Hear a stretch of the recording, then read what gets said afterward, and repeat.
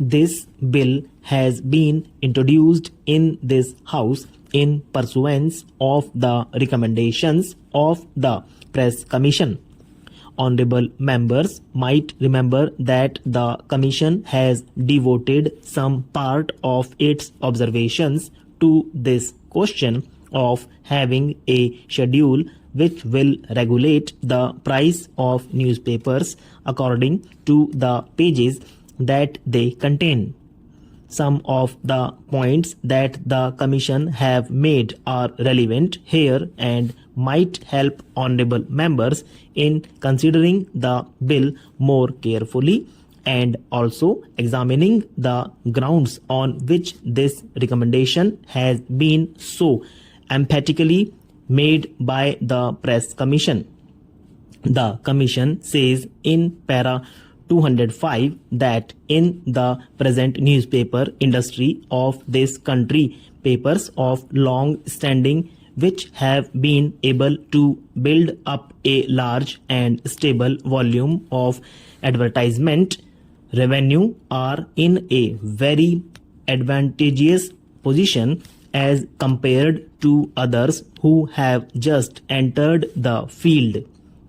It is true that such economic advantages and handicaps exist in a number of industries, but their presence in the newspaper is not, in our opinion, conducive to the even and healthy development of the press. Newspapers serve as media for the free exchange of information and of ideas. The proper functioning of democracy requires that every individual should have equal opportunity in so far as this can be achieved to put forward his opinion. I have just given a few extracts from the Commission's report in order to explain the underlying idea of the Commission. The main aim of the Commission's recommendation is to see that a fair price is guaranteed to independent small papers and thus enable them to resist competition from bigger and richer papers. It is also to protect such papers against unfair price competition such as exists in other industrial commodities like cornering, price cutting, etc. It is the Commission's contention that though such practices might be tolerated within a certain limit in other industries, it should not be so in the press industry, where we have the medium of expression of public opinion and where cornering by a person or a group of persons of this medium would mean the passing of this medium into the hands of a few persons and their monopolizing the medium of public opinion and throttling the expression of opinion by others who would like to place their views before the public.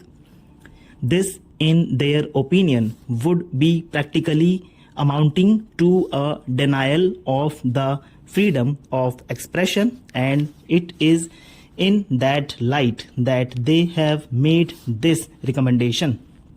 The Commission have said that they have examined many schemes as to how it would be possible to ensure the largest amount of freedom of expression, and they felt that this was probably one of the most effective ways by which we can ensure freedom of expression.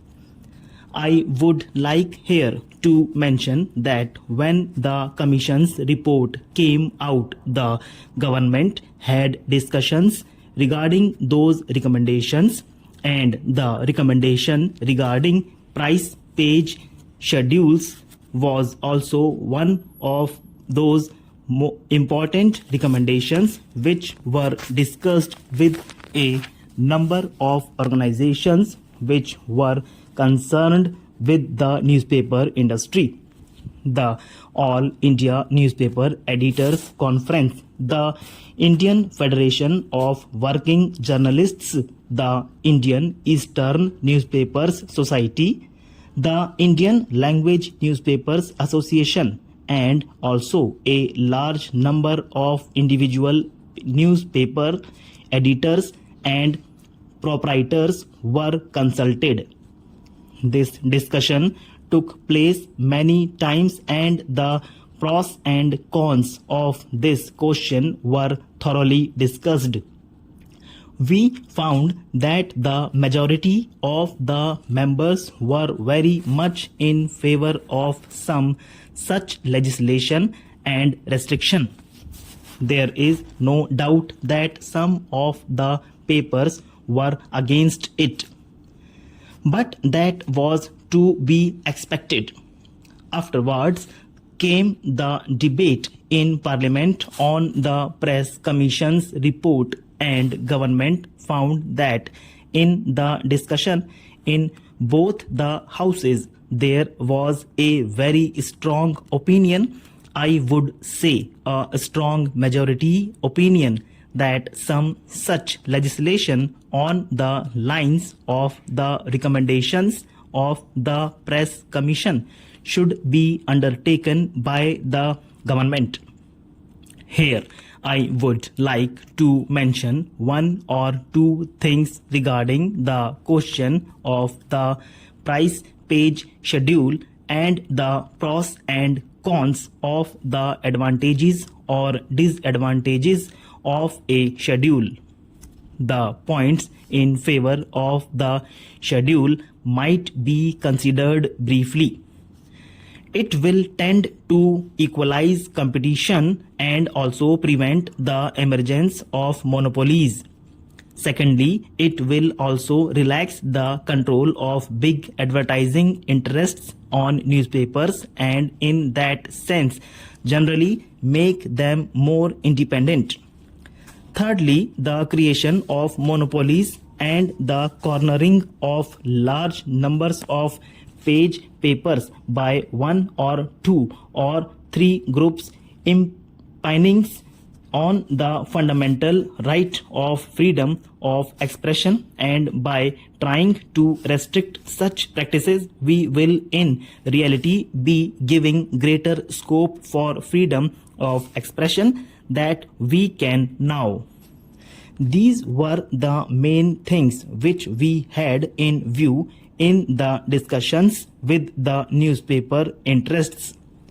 However, in discussing the details of the price page schedule, a number of points cropped up, and we had also before us all the arguments that could be put forward against the schedule.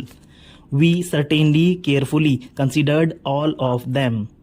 One of the points which was brought forward was that this was something quite new and was therefore likely to create a very unfavorable press and unfavorable reactions regarding our country in the international world.